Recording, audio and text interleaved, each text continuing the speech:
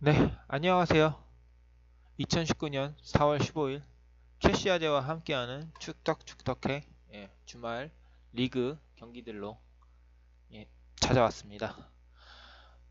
제가 봤던 경기들만 리뷰를 해드릴게요. 모든 경기를 보기가 필리핀에서는 조금 힘드네요. 그래서 생방송으로 봤던 경기들만 예, 얘기를 해드리겠습니다. 먼저 제가 토요일날 봤었던 경기는 크리스탈 팰리스와 맨체스터 시티의 프리미어 리그 경기였습니다. 전체적으로 맨체스터 시티가 크리스탈 팰리스를 다 제압하는 그림이었고요. 맨체스터 시티는 이렇게 경기를 해야 됩니다. 그리고 주전 미드필더는 데브라이너가 실바보다는 더 괜찮은 것 같지 않나 싶습니다. 데브라이너가 있고 없고 차이가 굉장히 많이 난다는 생각이 듭니다. 그리고 공격수에서 아구에로는 좀 너무 혼자 하는 경향이 좀 있어요. 아구에로는 좀 그런 느낌이 많이 들었습니다. 전체적으로 전체적으로 전 그렇게 그런 느낌이 들었고요. 아구에로보다는 좀 다른 공격수를 좀 찾아야 되지 않을까. 다음 시즌 좀 더 강력한 맨시티를 위해서는 아구에로보다는 좀 더 강한 공격수를 찾아봐야 되지 않을까 싶습니다.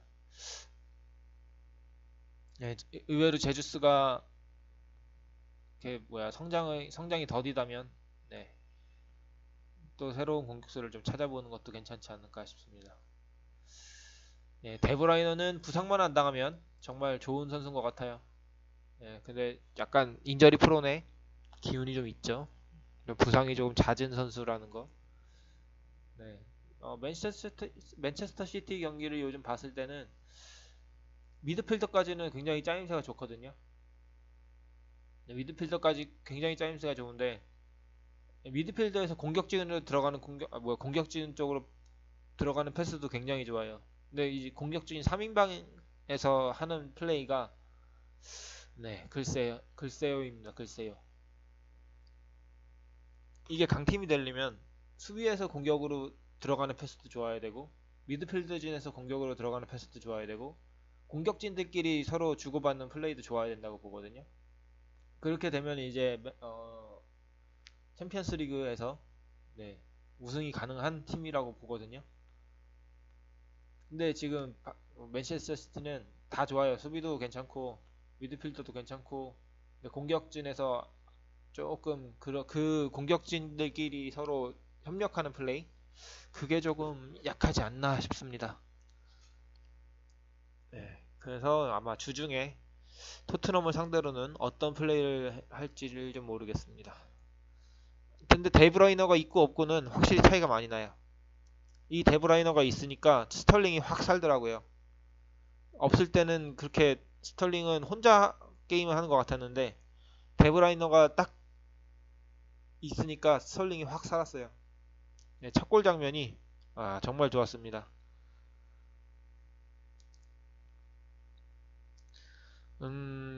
네. 그래서 이 경기는 맨체스터 시티가 그냥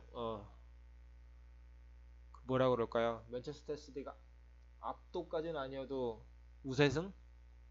네, 우세했다고 봅니다. 전체적으로 경기 우세하게 하고 우세하게 진행하고 무리하지 않는 선에서 잘 이겨냈다고 생각을 하고요. 네, 다음 경기 맨체스터 시티는 토트넘과의 주중 챔피언스리그 8강 2차전 이티하드 홈 경기장에서 무조건 승리해야 되죠. 네, 무조건 승리해야 되는 부담감을 안고 주중 경기를 맞이할 것 같습니다. 그때도 아마 데브라이너가 있으면 꽤나 볼만한 경기가 되지 않을까 싶습니다. 네, 데브라이너만 있다면 맨체스터 시티는 좀 더 많이 강해지는 것 같아요. 간단간단하게 하고 넘어가겠습니다. 그리고 봤던 경기는 라리가의 네, 우에스카 바르셀로나의 경기였습니다. 제가 그리고 봤던 경기는 우에스카 바르셀로나의 경기였어요. 네, 바르셀로나는 주중에 있을 챔피언스리그 2차전 깜노에서 경기를 하죠. 맨체스터 유나이티드와 바르셀로나의 챔피언스 2차전을 대비하기 위해서 선수들 대거 바꿨습니다. 골키퍼 스테어겐, 그리고 수비수 3명 다 주전이 아니었어요. 토디보, 뭐 그다음에 무리오, 그다음에 한 선수가 누구였죠? 토디보, 무리오, 그다음에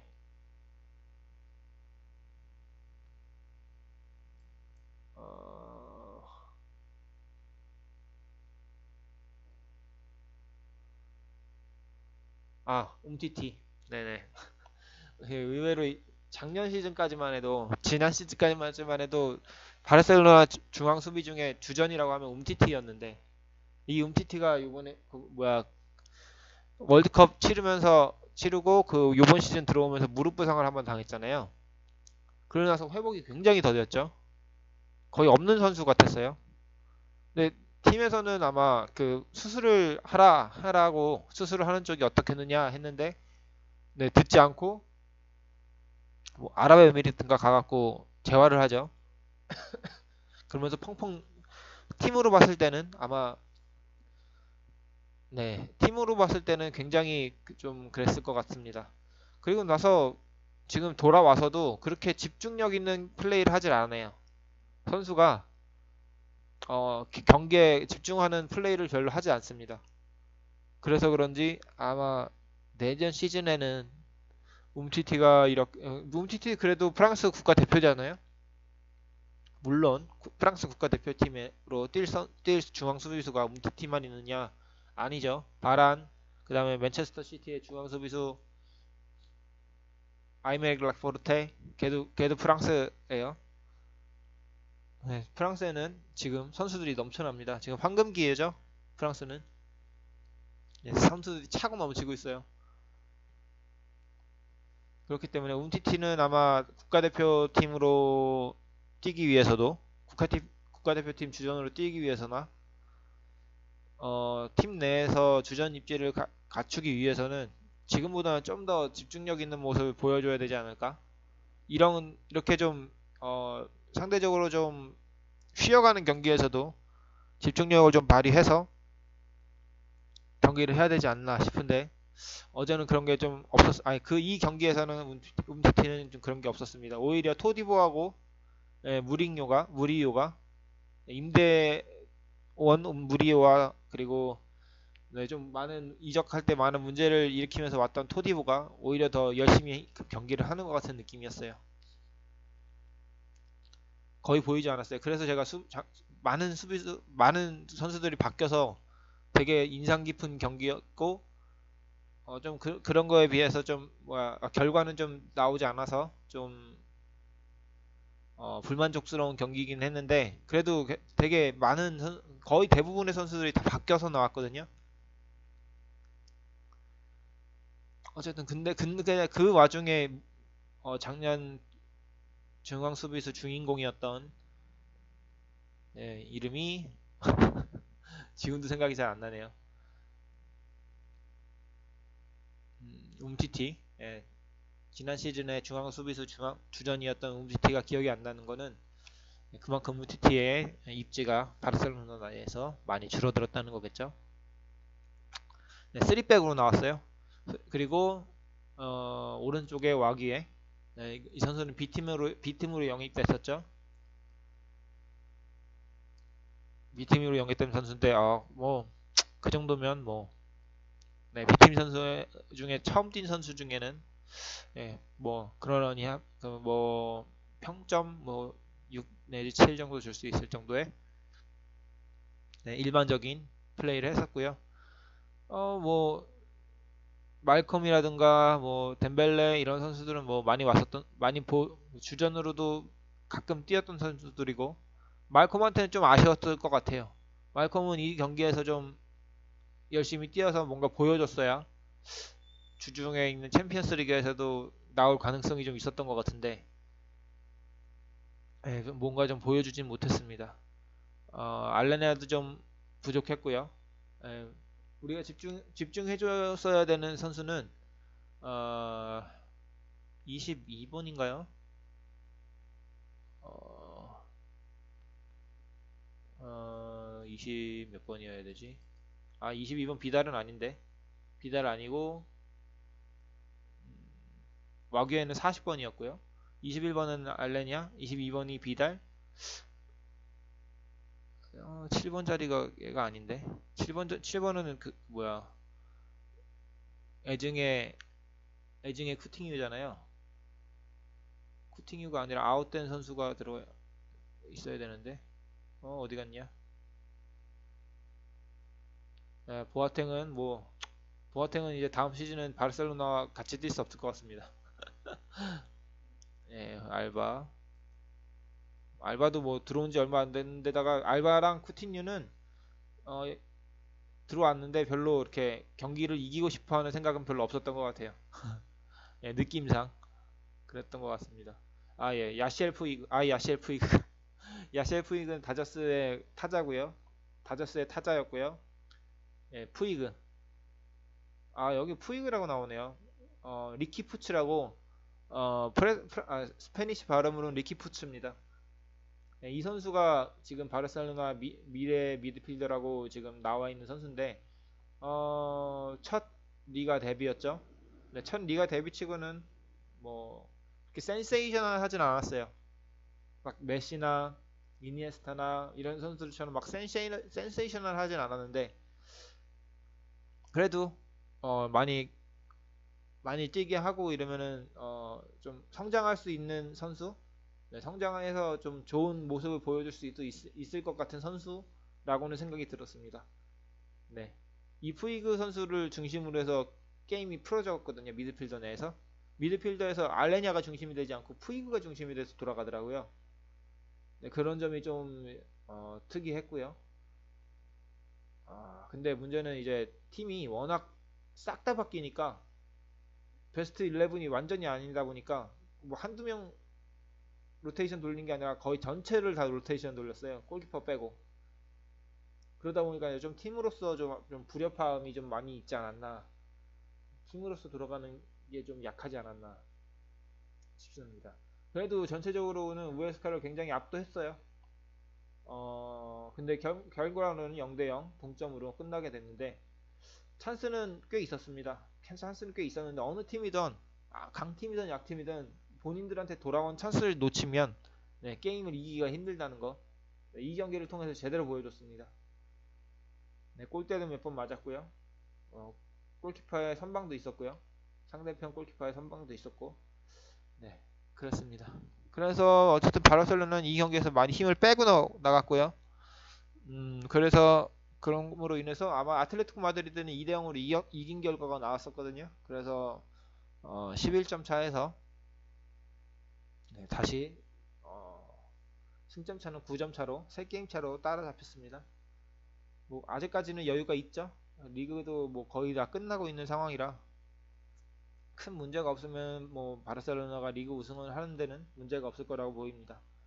네, 힘을 쭉 빼면서 주중에 있는 바르셀로나 역시 주중에 있는 맨체스터 유나이티드와의 8강 2차전을 준비하는 그림이었습니다.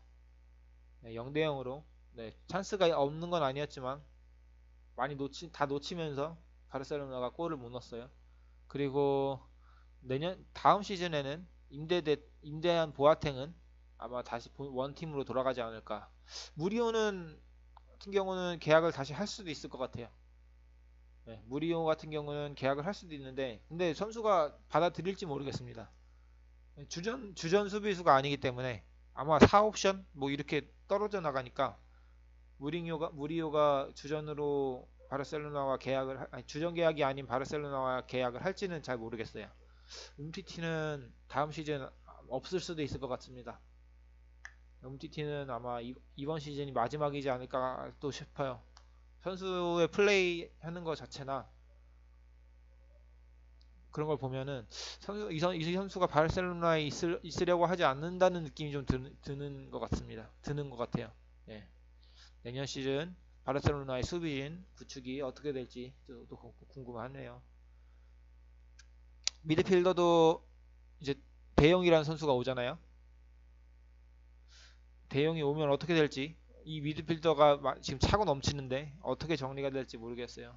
라키티치도 막 이적설 뜨고 막 이랬었는데 누가 나가고 누가 더 나가 못 견디고 나가게 될지. 아마 쿠티뉴 같은 경우는 애증의 존재인 것 같습니다. 예. 정말 비싸게 주고 영입을 했잖아요. 그 영입값을 못하는 건 사실이죠. 그 돈값은 못하는 건 사실이에요. 그렇다고 다른 팀 가기엔, 또 다른 팀 가기에는 그만큼의 투자한 금액을 받아야 될 거고, 바르셀로나 입장에서는. 그리고 다른 팀 가면 또 못할 것 같진 않거든요. 쿠티뉴가 중심으로 돼서 뛸 수 있는 팀에서는 쿠티뉴가 그렇게 못할 것 같진 않아요. 네, 쿠티뉴의 바르셀로나에서 쿠티뉴는 좀 안 맞지 않나. 쿠티뉴가 중심이 돼서 쿠티뉴 주변에서 뛰어주는 선수들이 많아야 쿠티뉴는 좀 빛을 발하는 선수인 것 같거든요. 근데 쿠티뉴 주변에서 뛰어주는 선수가 없죠, 솔직히 주전에서는. 메시, 뭐 수아레즈, 네, 본인 두 선수는 두 선수끼리는 서로 너무 끈끈하게 잘 맞는데 쿠티뉴는 조금 겉도는 느낌입니다. 쿠티뉴가 열심히 뛰어줘야 되는 오히려. 네, 수아레즈 메시가 공을 잡았을 때 쿠티뉴가 열심히 뛰어줘야 되는. 그래도 요즘은 되게 열심히 뛰어주는 것 같긴 한데 글쎄요. 덴벨레가 이번 주말 경기에서 덴벨레가 복귀를 했거든요. 아, 덴벨레의 파괴력은, 네, 마무리가 좀 안 좋아서 그렇지 덴벨레의 파괴력은 굉장했어요. 네, 드리블 돌파가, 네, 엄청난 옵션으로 바르셀로나의 엄청난 옵션이 될 것 같은 선수죠. 뭐 쉽게 드리블 돌파를 해버려요. 뭐 화려한 돌파보다는 스피드로 그냥 눌러버리면서 스피드로 그냥 넘기는 스타일인 것 같아요. 뭐 물론 개인기도 있지만 그 폭발적인 그 스피드는 어떻게 할 수가 없는 것 같아. 그걸 어떻게 설명해야 될까요? 그걸 어떻게 설명을 할 수가 없네. 키도 크고 호리호리하거든요. 덴벨레는 선수가 그냥 슉 하면서 슉 지나가요. 슉 하고 지나가요 그냥 선수들을. 약간 그런 느낌.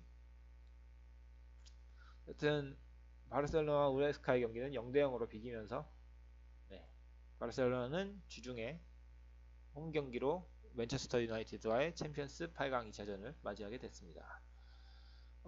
그리고 나서 일요일날 정말 재밌었던 게임이 있었죠. EPL에서 정말 재밌었던 게임. 월요일 경기로 봐야 되겠네요. 네, 리버풀과 첼시의 경기. 이 경기도 봤거든요. 이 경기는 전반전까지는 서로 서로 좀 조심하면서 서로 좀 치고받는 경기였어요. 전체적으로 서로 좀 준비해온 게임을 했던 것 같거든요. 근데 이제 후반전부터 이제 어그러지기 시작하는데 보시면은, 네, 45분 아마 첼시 같은 경우는 좀 수비적인 경기를 한 것 같습니다. 선발 라인업도 그렇고 좀 수비적인 경기를 하려고 하고 전반전까지는 그게 잘 통했어요. 근데 봤을 때 제가 보는 첼시의 문제점은 일단 골키퍼가 경험이 많이 없습니다. 일단 골키퍼의 경험이 좀 부족한 것 같아요. 물론 이제 첫 시즌이죠. 첼시 골키퍼는. 그러면서 조금 뭐 리가와 잉글랜드 프리미어 리그와 리가와의 차이, 그걸 좀 많이 느끼는 것 같아요. 그 프리메라 리가에서는 그렇게 중거리 슛을 많이 때리지 않거든요. 선수들이. 열렸다고 해서 중거리 슛을 때리지 않아요. 그러니까 각도가 생겼다고 해서 중거리 슛을 때리는 팀이 많이 없어요. 프리메라 리가는 거의 수비수들을 전부 다 제끼고 나서 슛을 쏘는 게 프리메라 리가의 특징이라면, 리버풀이나 이런 프리미어 리그 같은 경우는 중거리 슛 각이 딱 열리면 그냥 지체 없이 날리는데, 아마 프리메라 리가는 그러지 않고 그런 팀이 별로 없거든요. 그러니까 선수의 마지막 수비수까지 다 제끼고 나서 슛을 쏘는 스타일이에요. 프리메라 리가의 특징이. 네, 그걸 아직 적응을 못하지 않았나. 그리고 그러니까 중거리 슛 같은 경우도 슛의 강도가 아무래도 잉글랜드 프리미어 리그가 훨씬 강하겠죠. 네, 아직 적응을 못한 것 같지 않나 골키퍼가. 골키퍼의 이름이, 이거죠. 아리자발라가. 너무 이름이 힘들어서 이름이 너무 힘들어요. 첼시 골키퍼 이름 너무 힘들어요. 크루트와보다 더 힘들어요. 발음하기가. 아스필리쿠에타보다 더 힘든 발음입니다. 어쨌든 뭐 수비수들도 그리고 더 중요한 건 루이디거가 결국에는 부상으로 나갔다는 게 첼시에 조금 다음 경기에서도 첼시가 조금 힘들어지지 않을까 싶은 게 사위 경쟁을 하고 있잖아요. 리버풀은 선두 경쟁을 하고 있고 첼시의 앞으로의 경기가 어떻게 될지가 좀 걱정입니다. 왜냐하면 지금 경기를 혼자 진데다가 루이디거가 그냥 부상으로 나갔단 말이죠. 그러면서 제가 볼 때는 조금 경기가 이제부터 조금 점점 힘들어지면서 또 다시 챔피언스 리그에 나가지 못하면 아자르가 남아있을까요? 캉테가 남아있을까요? 지금 첼시 지금 구단주도 지금 첼시 구단을 팔겠다는 뉴스 루머까지 뜬 상태죠. 그런 상황에서 아자르, 캉테 이런 선수들이 남아있을까요? 팀에? 그리고 첼시에 아자르하고 캉테가 나가면은 첼시는 다시 예전에 그 약했던 시절로 돌아가는 거 아닐까요? 그냥 중위권 팀으로 돌아갈 수밖에 없지 않나? 거의 투자가 없잖아요. 그리고 다음 시즌 몇 시즌 뒤에 영입 정지 당하면 첼시는 어떻게 경기를 풀어나갈지 진짜 앞으로 진짜 정말 중요한 것 같습니다. 루이디거가 아마 부상으로 나가면서 아마 첼시의 수비진에 조금 영향이 있지 않았나 그런 것도 좀 있는 것 같아요. 그리고 경기 자체를 첼시도 첼시스럽게 경기를 해야 되거든요. 그리고 더 중요했던 거는 첼시의 기회를 못 살렸죠. 리버풀 상대로 첼시가 기회가 없었던 건 아니에요. 근데 아자르가 골 맛을 못 봤던 게 두 번의 그 좋았던 기회를 다 놓친 게 아자르는 좀 컸던 것 같습니다. 그리고 게임을 졌는데 아자르의 표정이 나쁘지가 않아요. 지금 이 상황에서 첼시가 경기를 지잖아요. 그러면은 막 울그락불그락 해야 되거든요. 지금 챔피언스 리그 경쟁 중이고 리버풀은 굉장히 그 라이벌이고 근데 아자르의 표정이 좀 이상했어요. 이게 라이벌 팀한테 진 선수들의 표정인가? 그런 느낌. 이렇게 웃으면서 경기를 끝내도 되나? 선수들이 슬퍼하지 않고 그러면 팀은 지금 어떤 생각 팀의 지금 분위기가 어떻길래 아자르가 자기가 넣어줬어야 될 골을 놓치면서 게임이 좀 어려워졌거든요. 어떻게 아자르는 아마 다음 시즌 이미 얘기가 된 것 같기도 해요. 이미 얘기가 된 것 같아. 아자르가 나가는 걸로. 그럼 아자르가 나가면 다른 여타 선수들한테 영향이 없을까요? 어쨌든 우승을 노리는 팀인가? 첼시도 우승을 노리는 팀이잖아요. 다음 시즌에 이번 시즌이야 힘들다고 해도. 근데 이렇게 나가버리면 글쎄요 남아있을 선수들이 특히 캉테 같은 경우는 또 원하는 팀들도 많기 때문에 캉테 같은 경우 글쎄요 어떻게 될지 첼시는 조금 사기 경쟁에서 좀 더 분발을 해야 되는 상황에 놓여졌습니다. 어쨌든 안필드에서 리버풀 상대로 뭐 승리를 하는 거는 좀 힘들긴 하죠. 워낙 강세고. 근데 어쨌든 리버풀은 가지고 있는 찬스를 잘 살려서 두 골을 기록했고요. 그리고 살라의 두 번째 골은 정말 원더골이었어요. 그 중거리 슛은 정말 강하게 맞았고 근데 제가 볼 때 골키퍼가 좀 대비를 못한 것도 있지 않았나. 대비를 좀 했으면은 막았을 수도 있지 않을까. 근데 대비를 거의 안 한 것 같아요. 좀 반응이 좀 느려요. 보면은 반응을 하면서 뒤늦게 뛰는 모습이 다이빙을 뒤늦게 하는 느낌이었거든요. 하면서 제 느낌상으로는 준비를 하고 있는 다이빙이 아니라 예상 왠데 하면서 다이빙을 하는 모습이었어요. 표정으로 봐서나. 그리고 찬스를 아자르가 못 넣으면서 팀 자체가 그리고 그 서로 패스미스를 했을 때 서로 탓하는 그게 굉장히 심해요. 이브아인도 그렇고 아자르도 그렇고 서로 뭐 윌리안도 그렇고 서로 질책하는 모습이 좀 보여요. 서로 패스 미스를 하면서 서로 질책을 하더라고요. 공격수들끼리. 그리고 아스필리쿠에타도 좀 그런 모습을 보이고요. 지금 이 첼시라는 팀이 11명으로서의 그 팀으로서의 모습이 좀 끈끈한 그런 모습이 아닌 것 같다는 느낌이 딱 들었습니다. 리버풀과의 경기를 보면서. 예, 그리고 경기 후에 아자르의 표정을 보면서도 이게 팀의 에이스가 라이벌 팀한테 2대 0으로 졌는데 저렇게 웃으면서 그리고 본인이 놓친 것도 있는데 아쉬워하지 않으면서 할 수 있나? 뭐 원래 그렇게 쿨한 선수일 수도 있고요. 어쨌든 그러면서 그런 느낌이 들었습니다. 리버풀은 정말 올 시즌 정말 리그 그다음에 챔피언스 리그 예, 더블을 들기에 정말 최적의 상태입니다. 지금 현재로서. 예, 이런 경기력이라면 아마 뭐 포르투갈 원정을 가서도 뭐 그렇게 어, 이변이 일어날 것 같지는 않아요. 예, 포르투갈 원정에서 그렇게 이변이 일어날 것 같지는 않습니다. 네. 그러면 리버풀도 주중에 있을 8강 2차전 포르투갈의 경기 어떻게 될지 또 축구공은 또 둥근 거니까요. 또 지켜봐야겠죠. 네, 이렇게 저는 주말에 어, 몇 경기 본 거죠? 토요일부터 봤으니까 맨체스터 시티와 크리스탈 팰리스의 경기, 라리가가 토요일 바르셀로나와 우에스카의 경기. 저는 의외로 그 토요일 날 있었던 허더스필드와 토트넘의 경기를 보질 않았어요. 이 경기는 좀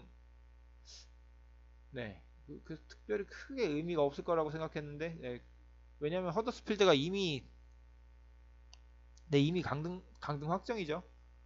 강등 확정이기 때문에 팀으로서 이겨야 되겠다는 그게 없을 거예요. 토트넘보다 더 약할 거예요.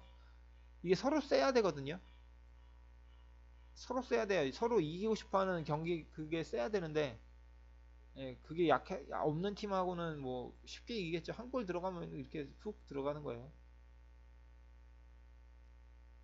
네, 그게 의외로 좀 약했기 때문에 이미 프리미어리그에서 잉글랜드 프리미어리그에서 강등 되는 팀은 정해져 거의 굳어져 있기 때문에 의외로 상위권 팀이 이기기가 좀 편할 수도 있겠다는 생각이 탑6죠. 탑6들이 이기기가 좀 편하지 않을까 싶기도 한 게 이미 다른 그 탑6 밑으로는 뭐 의미가 없잖아요. 굳이 뭐 12위를 하나, 15위를 하나 그렇지 않나요? 뭐, 뭐 챔피언스 리그가 걸려있는 상위권 팀들은 무조건 이겨야 된다는 모든 경기를 다 이겨야 된다는 그런 동기부여가 돼 있는 방면에 상대적으로 그 중위권 팀이나 중하위권 팀들은 그런 게 좀 더 작아요. 오히려 상위권 팀보다 이겨야 된다는 그 뭐지 동기부여가 적기 때문에 의외로 상위권 팀들이 뭐 쉽게 이길 수도 있지 않을까라는 생각이 듭니다. 이제 문제는 이제 상위권 탑6끼리 맞붙는 경기가 중요한 거죠. 토트넘 같은 경우에 다음 리그는 맨체스터 시티랑 하니까요. 그런 경기에서 어떻게 결론이 나느냐가 중요하겠죠. 어쨌든 그래서 경기에서는 리버풀이 첼시를 잡으면서 선두권 경쟁이 더 활활 타오르고 있습니다. EPL은 프리미어리그는 선두권 경쟁 그리고 챔피언스리그 경쟁이 완전히 불타오르고 있습니다. 여기는 첼시가 지고 이러면서 아마 여기 순위표 보면은 순위표가 뭐 장난이 아닐 것 같은데 지금 이게 아직 다 올라와 있지 않아 순위표가 아직 다 올라와 있지 않기 때문에 네, 끝나고 나서 경기를 보면은 어떻게 될지 좀 모르겠습니다. 네, 이런 뉴스가 떴네요. 갑자기 요리스가 토트넘을 떠난다고요? 왜?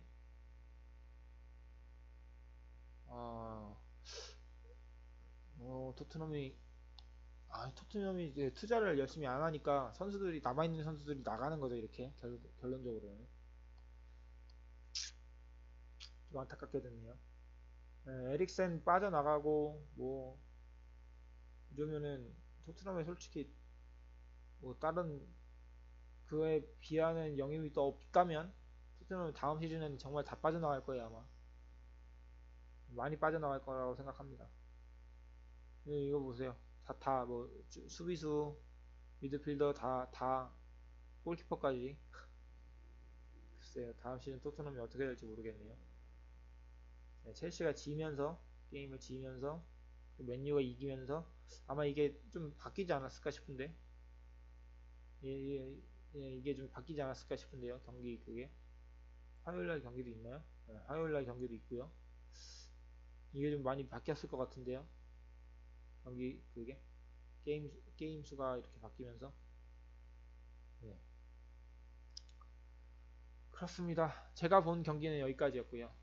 어, 앞으로 프리미어 리그는 그 챔피언스 리그 이 챔피언스 리그권에 나와 있는 이 두 자리를 남아 있는 두 자리를 얼마나 더 피튀길지 예, 그리고 리그는 이제 38라운드까지 4번 내지 5번 남았는데 맨체스터 시티는 어떤 경기력을 보이면서 우승을 할지 맨체스터 시티도 리버풀도 다 이겨야 됩니다. 이 남은 경기 다 이겨야 우승이 가능한 거고요.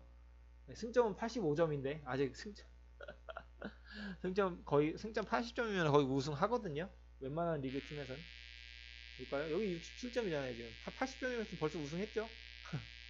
라리가도 80점이었으면 벌써 우승했어요. 15점 차이로 나니까. 네, 8무 2패. 네, 승점 80이었으면은 벌써 15경기. 예, 32경기까지 끝났는데 5경기면 37 거의 우승 확정이잖아요. 네. 80점이면 거의 우승합니다. 예, 80점 넘었으니까 이미 우승했잖아요, 거의. 우승권이잖아요, 이미. 유벤투스도. 근데 지금 EPL은 85점인데 아직 우승 확정이 안 됐어요. 아, 네. EPL은 그렇습니다. 불타오르고 있습니다, EPL의 순위권 경쟁이. 네.